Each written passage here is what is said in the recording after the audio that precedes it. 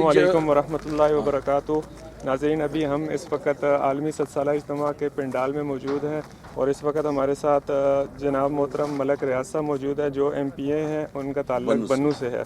मलक रियाज साहब stage committee के ज़िम्मेदार भी हैं और स्टेज की तामीर में इनका बुनियादी किरदार है।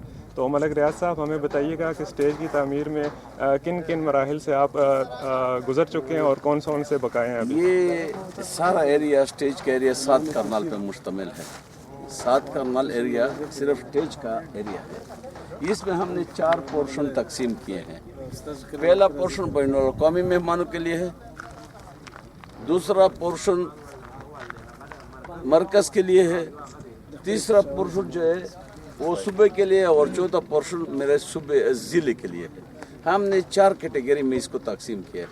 ये इलेक्ट्रॉनिक मीडिया के लिए अलहदा साइट बनाया है, इलेक्ट्रॉनिक मीडिया के लिए ये बनाया है और प्रेस रिपोर्टर के लिए उस साइट पे बनाया है और तमाम हर खाने के लिए बाथरूम भी अलहदा होंगे, पानी पीने के इलेक्ट्रॉनिक कूलर होंगे, हर सहूलत। और ये लोग 400 बंदे एक स्टेज पे यानी एक पोर्शन पे बैठ सकते हैं और यहाँ नमाज भी पढ़ सकते हैं।